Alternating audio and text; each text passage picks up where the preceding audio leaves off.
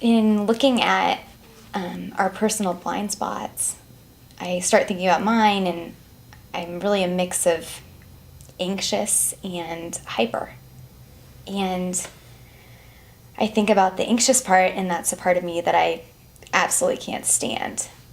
And then I look at the hyper part, and that's maybe not a real comfortable part for me either, but it's the part that everyone loves about me. And I sort of go into that mode when I'm surrounded by people. I sort of turn on, and that's kind of this, but I'm not checking in with myself. But it's a part of me that everyone else likes about me. So how do we integrate that sort of feeling disconnected with ourselves, yet that's a part of ourselves that others see and appreciate and like about us? And it's just, it feels very confusing to me.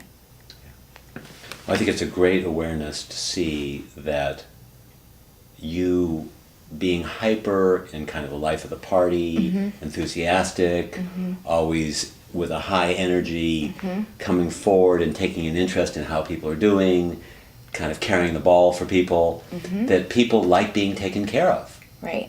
And the difficulty is, it's tiring.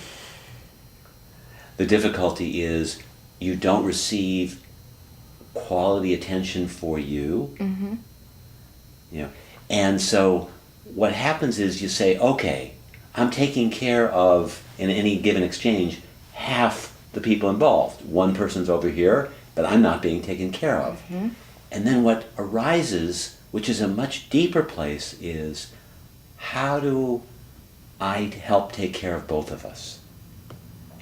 And that moves you from being hyper to being present and connected and grounded. And so it might be, I'll take an interest in you, and you might allow a little bit of silence. You might just tell yourself, let's just relax. And then if the other person isn't in any way showing interest in you, you might want to come forward and say to them, you know, it might be nice if you asked a question about me. And if they don't get the joke, but some of them won't, then you start to learn, you know what, these are the people that are draining in my life. Yes. And you might give them 5 chances or 10 chances. Right. But if after a while, and you sincerely say, you know what, I've gone through this change in my life because I realize being the life of the party isn't nurturing for me, and I still want to be interested in you. I still really enjoy that.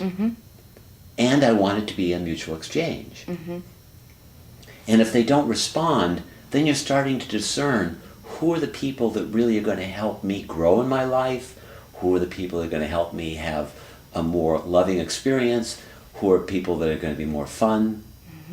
And it allows you to really give them a chance to give, and gives them a chance to grow. And it allows you to understand what the nature of real love is. Because what you're saying that people love is, in a certain way, being mothered, or having somebody be bigger than them, and they're really in a more infantile role. And assuming they're adults and they're not 4 years old, it's probably not appropriate anymore, which is why intuitively you're asking this question.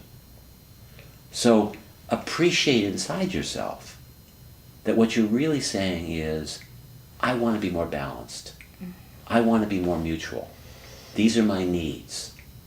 And it's not only my needs, they're needs that are going to take care of both of us in the best way possible. And that's the direction I want my life to go.